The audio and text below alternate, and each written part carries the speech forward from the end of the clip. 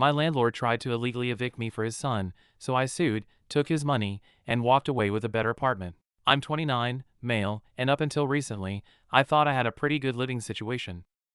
I've been renting this small apartment in a decent neighborhood for about 3 years. Nothing fancy, but perfect for someone like me. I work in IT, make decent money, and keep to myself. The rent was fair, and I always paid it on time. No issues, no complaints. That's how I like it. Low drama, just peace. The landlord, B, seemed alright at first. He's an older guy, late 50s, owned a few properties around town, and always gave off that I'm doing you a favor by renting to you vibe. Whatever, right? As long as he didn't get in my business, I didn't care. We exchanged pleasantries when I saw him, and that was the extent of our interactions. But a couple months ago, things started to shift. It began small, B showing up more than usual.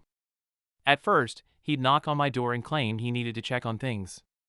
Plumbing, the roof, whatever excuse he could pull out of his ass. Each time, I'd get a heads up maybe 10 minutes before he'd arrive. I didn't think too much of it at first. Maybe he was just being thorough, but then it started happening more often. One day, I got home from work, and B was standing outside my door. "Hey, man, just checking in," he said with this forced smile. I was tired, but I let him in because legally, he owns the place, right? As he's fiddling with the kitchen faucet, he starts telling me about his son, D, who just graduated college. D's been struggling to find a place. It's tough out there for young people, you know? I was thinking it'd be great if he could move in somewhere close by. I didn't think anything of it at the time, so I just nodded. "Yeah, it's a tough market right now," I said. Then, I brushed him off and went about my night. A week later, I got a note slipped under my door. It was from B, a friendly reminder that my lease was month to month, now that the initial year had passed. There was no problem with that. It had been month to month for a while. But the note felt weird, like a subtle warning, almost like he was reminding me that he could end this whenever he wanted. Still, I ignored it. I'd been a good tenant. No way he was going to screw me over. Then, out of nowhere, it happened. I came home one evening, and there was an official-looking letter taped to my door, eviction notice. I stood there for a second, just staring at it. It wasn't a renew your lease letter or a here's why we're raising your rent letter. No, it was an eviction notice, effective in 30 days. No warning, no conversation, just 30 days to pack up my shit and leave. The reason? Landlord requires the unit for personal use. Translation, he was kicking me out so his precious son could move in. I'm not proud of it, but I lost it for a second. I mean, I've been here for 3 years, never missed a payment, never caused a problem, and now I'm getting thrown out so his kid can have a place. I couldn't believe it. But then the shock wore off, and I got pissed. The next morning, I called B, "Hey, I got your letter. What's this about?" I asked, trying to stay calm, but my voice probably gave me away. "Oh, yeah," B replied, sounding annoyingly casual about the whole thing. "My son's coming back home, and he needs a place. Sorry about that, but family comes first, you know?" "Wait, so you're just kicking me out?" "I've been a good tenant. You can't just throw me out for no reason." B sighed like I was the one being unreasonable. "Look, I own the place. It's not personal. It's just business. You've got 30 days. That's plenty of time." "It's not plenty of time," I shot back, "and I'm pretty sure this is illegal. You can't just evict someone like this. There's a process, and you didn't follow it." He actually laughed. This smug little chuckle that made me want to punch something. "Look, you don't want to go down that road. I've been doing this for years. You'll just waste your time, man." I hung up on him, fuming. He was counting on me rolling over and accepting it because he assumed I didn't know my rights. Well, that was his first mistake. I spent the next few hours researching. Turns out B was full of shit. In my state, landlords have to give at least 60 days notice for a no-fault eviction, like moving a family member in.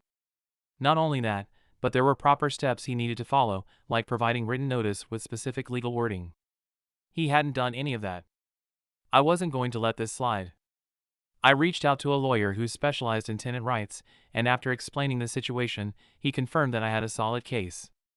Not only could I challenge the eviction, but B's repeated, unannounced visits could also count as harassment. The next day, I had my lawyer send B a formal letter contesting the eviction, stating that if he didn't back off, I'd be filing a lawsuit for unlawful eviction. A few days later, B showed up at my door again. This time, he wasn't as smug. His cocky attitude was gone, replaced with nervousness. "Hey, about that letter," he started, scratching the back of his head. "Look, I didn't mean to upset you. Maybe we can work something out?" I crossed my arms, not letting him off easy. "Work something out? You tried to throw me out without warning for your son. I'm not going anywhere." B sighed, trying to sound like the reasonable one now. "My son really needs the place, man.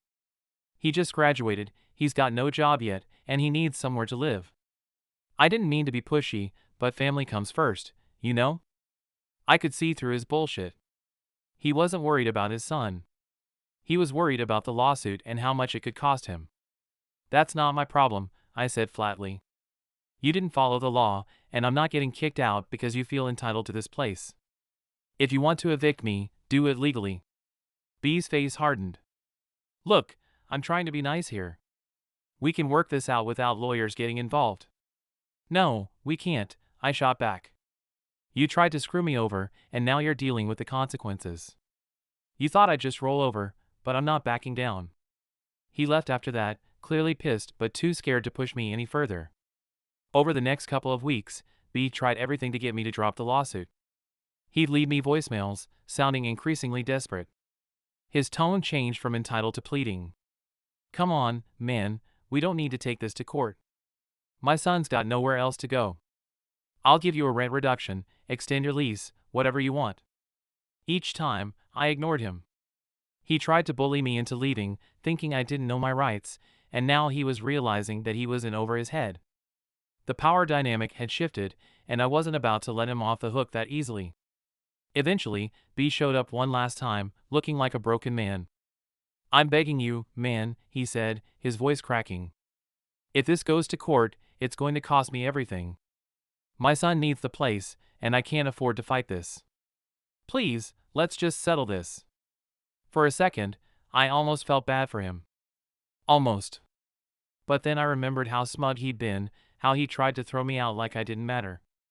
He didn't care about me. He only cared about covering his own ass, now that he knew I had him cornered. I stared at him for a moment before speaking.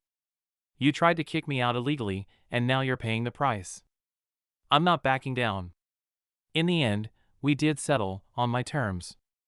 B offered me a hefty sum of money to drop the lawsuit and move out. I took the deal, but it wasn't just about the money. It was about standing up for myself, and showing him that he couldn't treat people like they were disposable. I found a new place, a better place, and left B to deal with his own mess. His son moved in, but not before B had to fork over thousands of dollars to make me go away. So yeah, if you're dealing with a landlord like B, don't let them push you around. Know your rights, stand your ground, and if they try to pull some shady shit, make them regret it. And if you want more stories of landlords getting what they deserve, hit that subscribe button. You're not going to want to miss what I've got lined up next.